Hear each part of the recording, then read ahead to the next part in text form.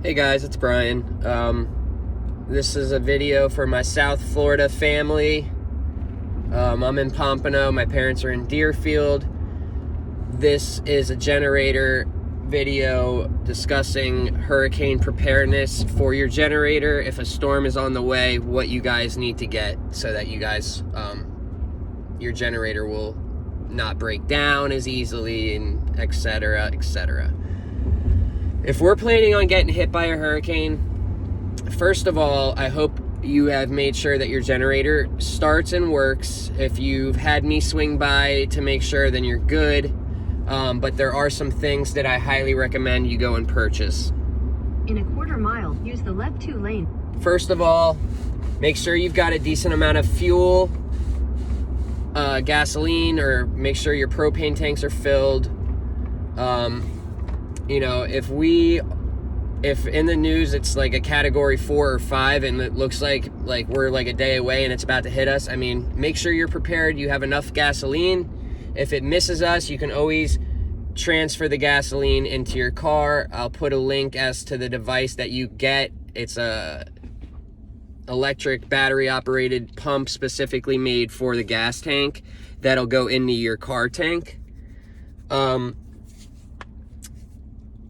You need to get some extra oil. Get some 10W30 from Napa Advanced Anything, 10W30, because when your generator is powering your house, it will burn oil more on some machines than others. So what I am telling you to do is, first of all, before you start your generator and you're powering your house, make sure your oil level is filled. You don't want it in the middle if you can help it. You don't want it low, because if it burns oil and it gets too low, it's going to shut down and it won't start until you add more oil. 90% of these machines have low oil shutdown sensors. And so once there's the level, here's the bottom. If it goes below a certain point, it won't allow the generator to work until you refill it.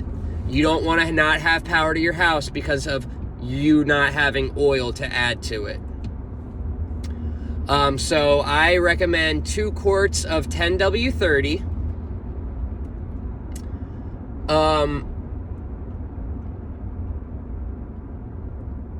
Some starter fluid just in case. And also some tips. If you're running your generator and it just randomly shuts off, the first thing I want you to do, if you're using gasoline, the first thing I want you to do is turn off the generator breaker near your plug. A lot of them have breakers, some don't. I don't want you to try and start the generator and it be trying to power the house while it's just starting, because that's gonna not make it work. It's gonna be struggling. So, but anyways, first thing you need to check is your gasoline level. You'd be surprised how often people run out of gasoline and they don't realize it and it shuts down. Check your gasoline level. Next, check your oil level. Make sure your oil level is at least, if there is, so your oil cap is usually yellow or orange. You'll see it on the lower side of the engine. There's usually one on each side. Some is only one. You'll see it.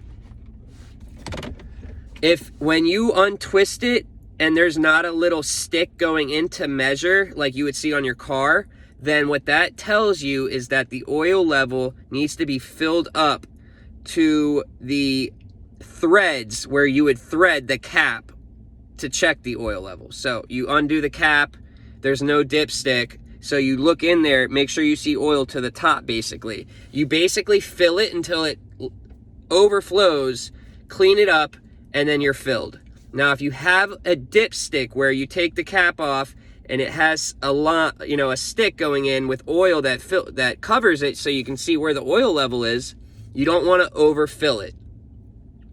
you want to put it to the top point of where it shows you to fill. And you'll see it because the stick it'll be a stick, and then there will be markings from one point at the bottom, and normally they're like little X's up to the top. And that's where the top level of oil should be, and that's where the bottom is. That's too low, is the bottom of the dipstick. If it's near there or not even, there's no oil on the stick, you have no oil. So make sure you check that. Gas level, oil level. Then, if you have a carbon monoxide alarm hooked that came with your generator, some of the newer ones have a carbon monoxide detector built into it. Those can cause the generator to stop working. Look on your generator. If you have that, you want to see if there's any alarms, basically. And if you have a newer generator with like an electronic screen, the Hondas have the screen that actually will tell you a fault that appears. Onans have that. The newer ones and the newer inverters will actually appear that'll show you like an E3, which is error 3, and you'd have to look it up in the manual or online and see. You want to get that code so that you can look it up online. Now, thinking and being prepared, we might not have internet. So I would download the manual of your generator beforehand, or make sure you have a copy, a paper copy, okay?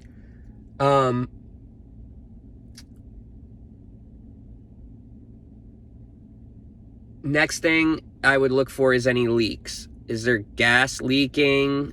Because these units get hot, especially if you're running them for 8 hours straight, 10 hours, 12 hours. Check and see if anything's leaking.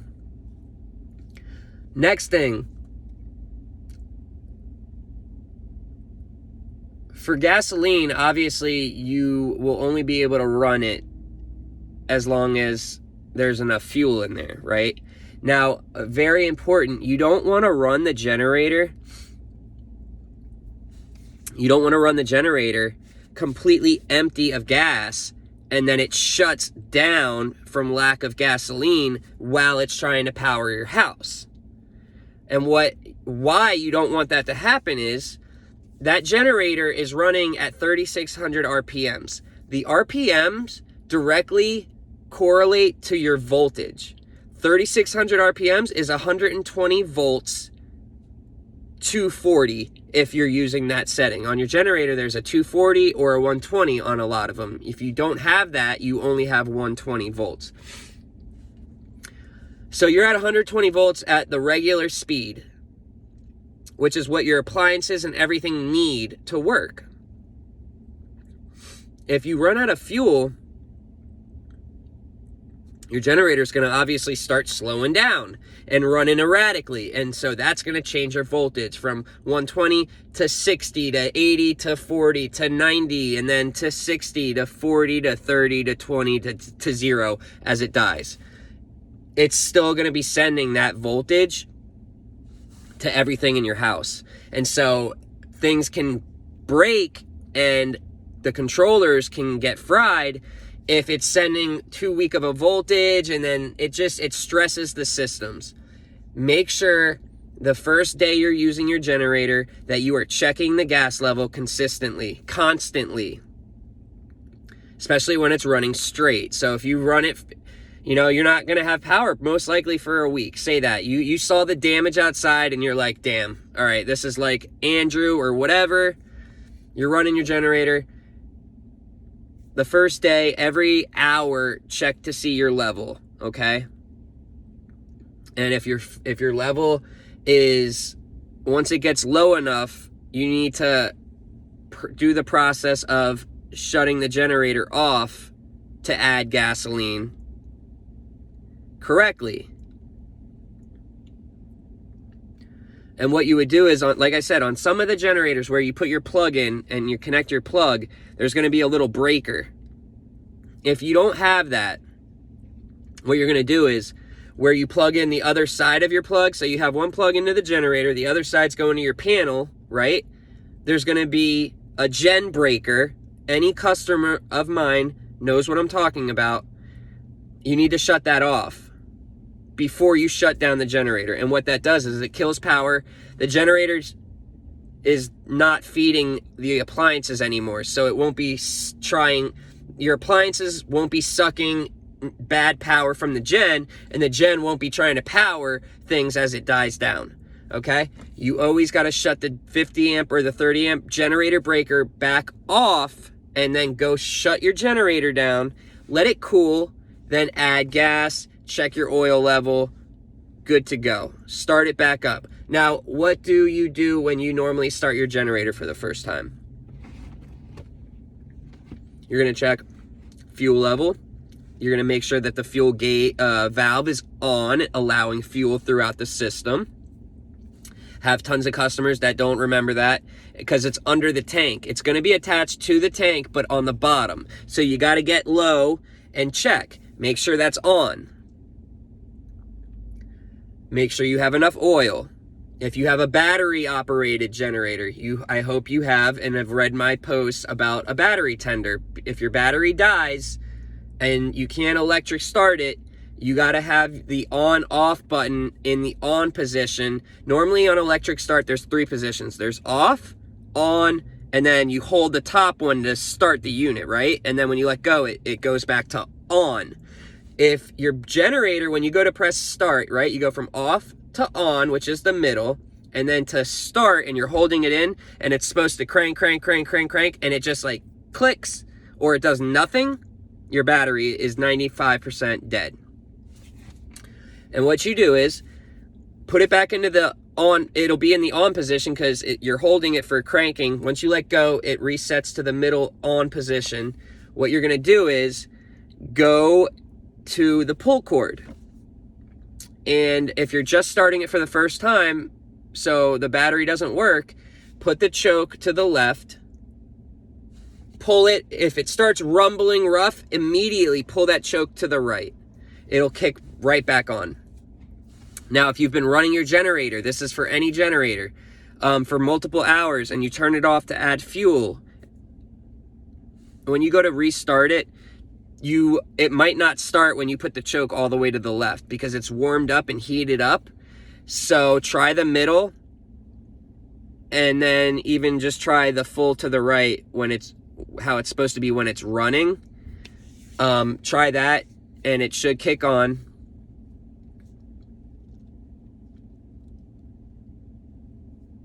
That's about it. Like I said, you can't run these things 24/7. That's for sure. You have to, if you have like a natural gas line, or say you have a propane tank, a big one, and you have it hooked up to the gen, you could technically you could run it until the propane runs out, or until the oil level gets low enough and it shuts down.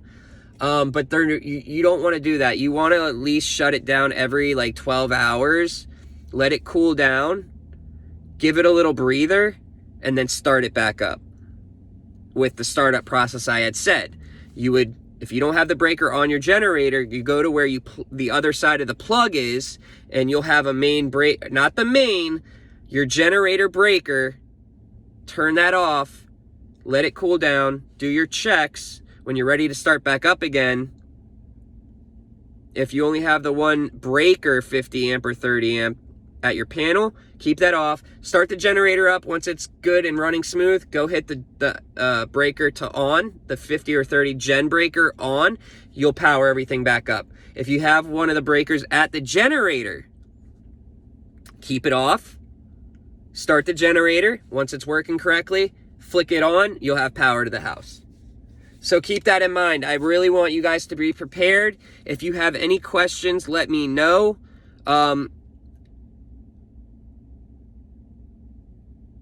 I'm going to make another video about this other thing. If you need power, if you have family members or anyone in your house that is on dialysis, oxygen, whatever, has medicine that needs to be in a refrigerator, pay special attention to this next video, because I've got a cool announcement. So, all right, guys, like I said, give me a call if you need anything. I take care of all of the neighborhoods down here in, Deerfield, Boca, Coral Springs, Margate, Weston, everywhere. From Fort Pierce south to Key West, I go to. I even go to Naples and Tampa.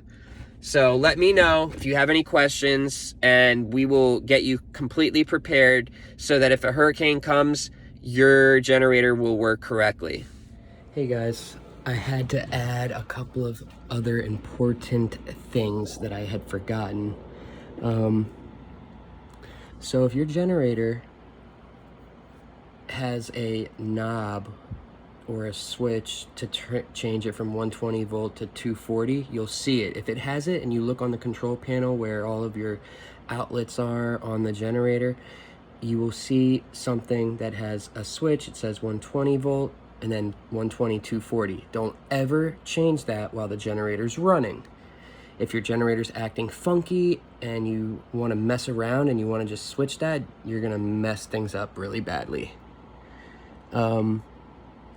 Make sure you are turning the main breaker off as your first step anytime you're going to use your generator to power the house. Main breaker has to be off. Main breaker is going to be where your panel is, most of the time in the garage. If it's not where the panel is, it's going to be outside where the meter is. There's going to be your meter, and then there's going to be another door you can open, a panel, and you'll see the main. It's a bigger breaker above all of the little breakers. Has to be off, or you're going to cause damage at some point when power is restored. Make sure if you don't have a battery tender, like I've talked about so many times, if you have an electric start generator, you have a battery, you need a battery tender, and keep it hooked up to the battery so that your battery's charged. It'll always be charged, and it'll make your battery last 3 to 5 years instead of you having to replace it every year. Other than that, you know how you've seen boost packs, battery boost packs? It's like jumper cables, but instead of having to hook up your car to another car, it's basically a battery with jumper cables on the little battery, and you hook it up and you can jump start your car with that. They're called like battery jump packs and battery booster packs. A lot of people have been getting them. They're getting more and more popular. You can use those to start your generator if your generator's battery is dead. So keep that in mind also. If your battery dies on the generator, it's not the end of the world. You could have a battery boost pack, or you can use a jumper cable. You can turn your car on, open the hood, put the red jumper cable on the positive, your negative on the black, and same thing at the generator battery. Now the issue is sometimes the generator batteries are in a very tight spot, and you are going to have difficulty getting that big jumper cable clamp on the positive and negatives. If that is an issue, you're more than likely going to have to loosen the clamp holding the battery, or pull the battery out to gain better access. You only need access to get the generator started. Once it's running, you unhook the jumper cables from the generator battery. 95% of generators do not charge the battery while they're running. They don't have an alternator like a car, a truck, any other vehicles. There are a couple of generators that have a charging coil hooked up to the flywheel that does produce a charge while it's running. More than likely you don't have it.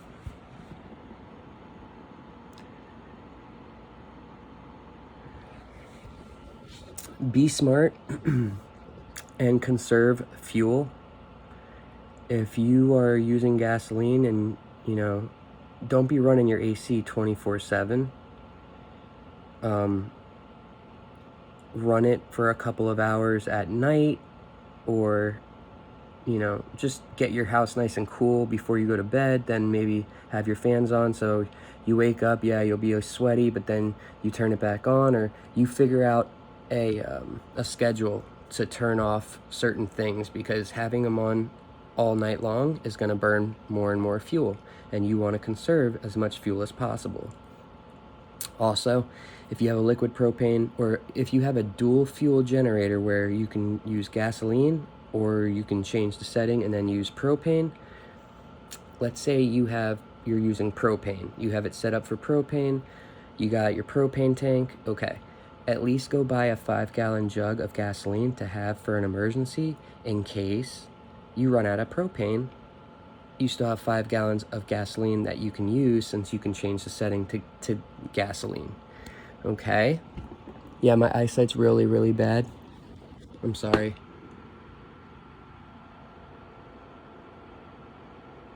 Oh, yeah. So when you go to start your generator after your power's out for the first time, and you go shut your main breaker off as the first step, the most important step you could ever make, turning your main breaker off, you're also going to shut off all of the big breakers that your generator's not strong enough to run. Like if your gen can't power your AC, if I've taken care of you, then you know what to do. Now, if you have a generator and you know that you can't power your AC and other things, then you're going to need to turn off the AC circuit breaker, the air handler circuit breaker. You're going to need to shut off your water heater circuit breaker, your oven circuit breaker, your dryer circuit breaker, and oven, water heater, dryer, air conditioner,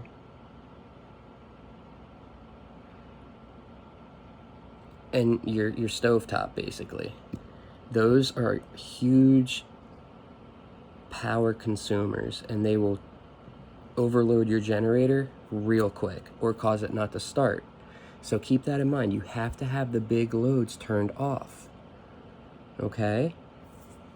And so let's just go through this real quick.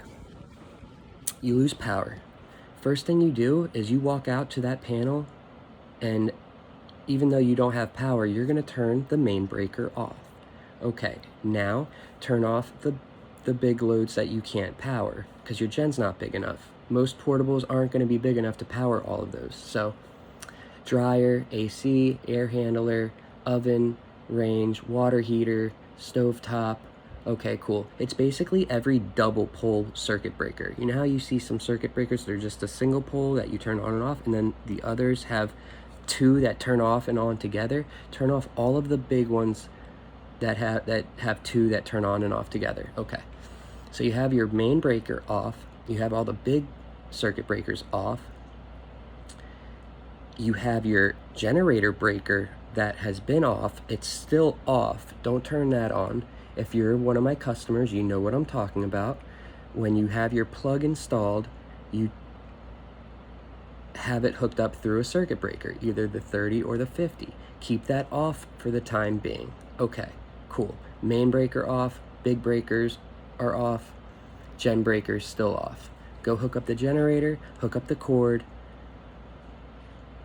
turn on your fuel, check your oil, put the choke in the starting position, start the generator up, put the choke back to the run position,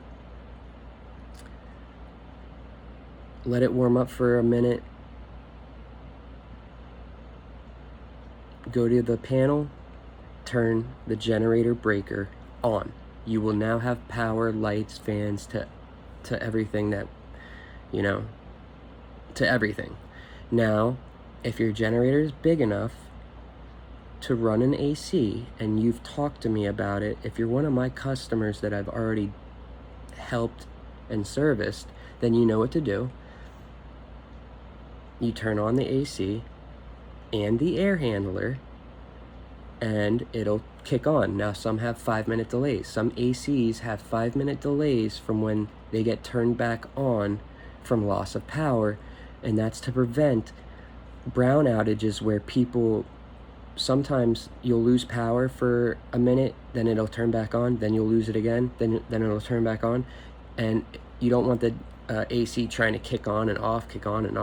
It's not good for it. So be patient, turn the AC circuit breaker on, the air handler circuit breaker on, and be patient. You will know it turned on, obviously, by the outside thing that spins, that big thing outside, your AC, that'll be spinning. You'll feel cool air coming, and you will hear the generator when the AC turns on. You'll hear the generator go from a steady, like, it'll go like, ooh, like, it'll be way deeper, like, and then it'll maybe level itself out a little bit. Now, if it's being overloaded, it's gonna go like, and die down, or almost die down, or seem like it's about to die down. If that happens, turn off that big load that you just tried to power on. For my people that don't have enough power to power an AC, you're fine. Go get a portable AC from Home Depot, from Amazon, from Lowe's. Buy it now. You can get a little small one. They all plug into the wall, into an outlet, 120 volts. You'd be surprised how cool they can get a room, okay? Keep that in mind.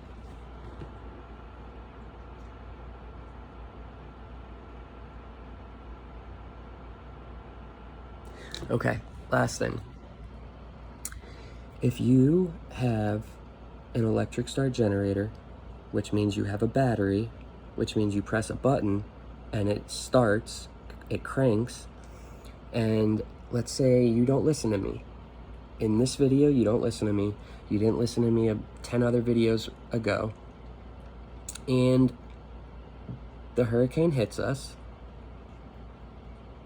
and you don't know what to do, but you somehow found this video and you're watching it again, all upset and feeling like a dummy.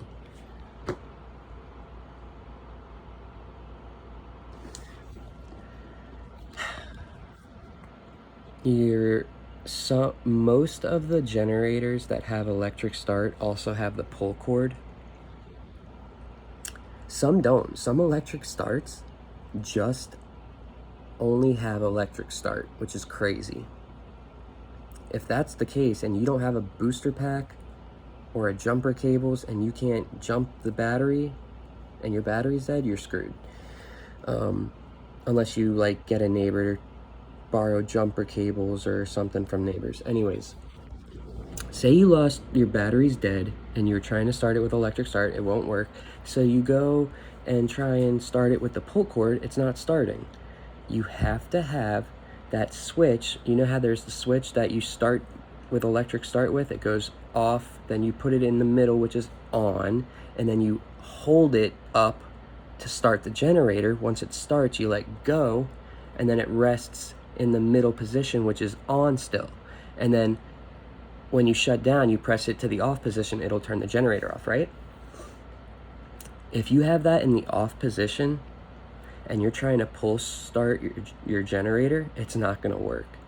It has to be in the middle position, which is on, or your pull cord will not work. It will not start at all.